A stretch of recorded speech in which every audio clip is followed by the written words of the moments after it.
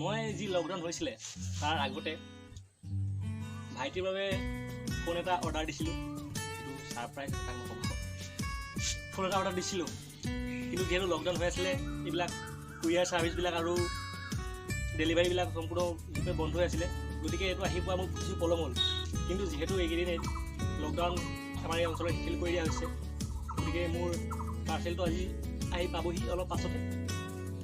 কিন্তু গুৰুত্বপূৰ্ণ কথাটো হৈছে যে মই দুটা ফোন অৰ্ডাৰ দিছিলোঁ, এটা ভাইটিৰ বাবে, তাৰ বাবে এটা ছাৰপ্ৰাইজ হ'ব, আৰু যিহেতু দ্বিতীয়টো ফোন মোক যিহেতু দৰকাৰ নাই, দ্বিতীয়টো ফোন মই ভাবিছোঁ যে মোৰ চেনেলত প্ৰথমবাৰৰ বাবে এটা গিভএৱে কৰি চাওঁ।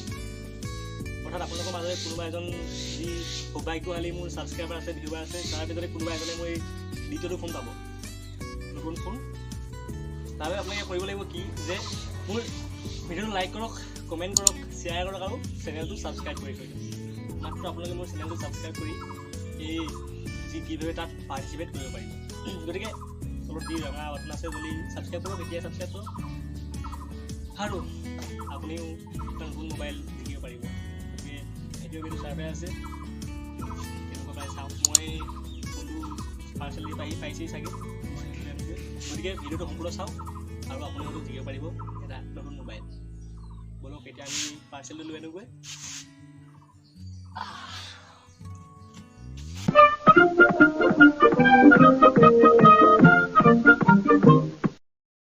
এতিয়া আমি আহি আছোঁ ৰাস্তালৈ।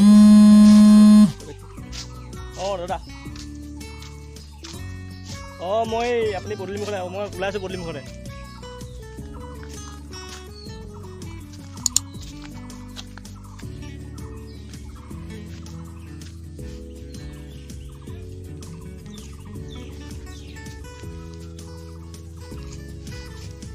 অঁ দেখিলে দাদা, দেখিলে আপোনাৰ ৰ'ব, গৈ আছোঁ মই, ৰ'ব।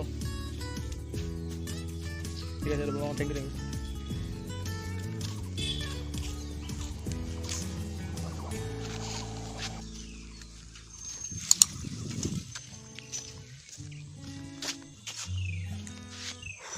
সেয়া আমাৰ দাদা আহি উপস্থিত হৈছে ইয়াত।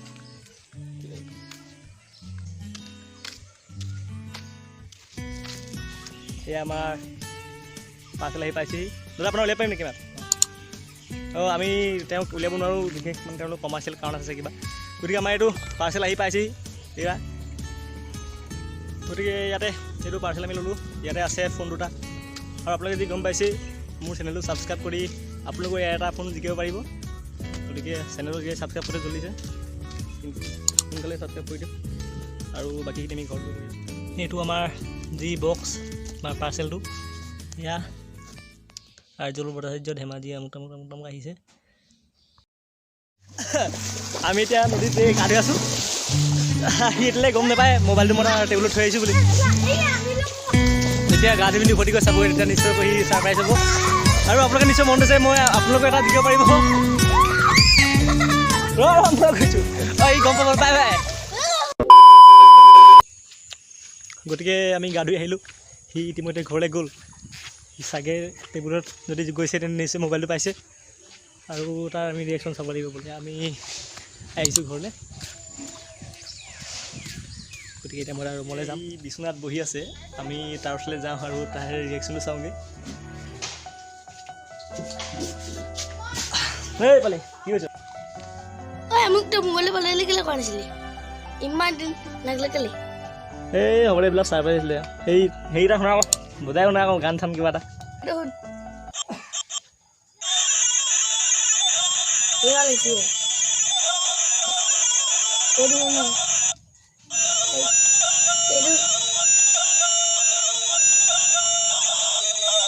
ভাল লাগে। গতিকে এটা আমাৰ ফোন দুটা, এটা ভাইটিৰ বাবে আৰু এটা আপোনালোকৰ বাবে। এতিয়া আপোনালোকে যদি কোনোবাই গিভএৱেত পাৰ্টিচিপেট কৰোঁ বুলি ভাবিছে তেন্তে নিশ্চয় কৰক। লগ পাম পৰৱৰ্তী ভিডিঅ'ত, ধন্যবাদ। মোক নেক্সট টাইম গাড়ী এখন দিব লাগিব।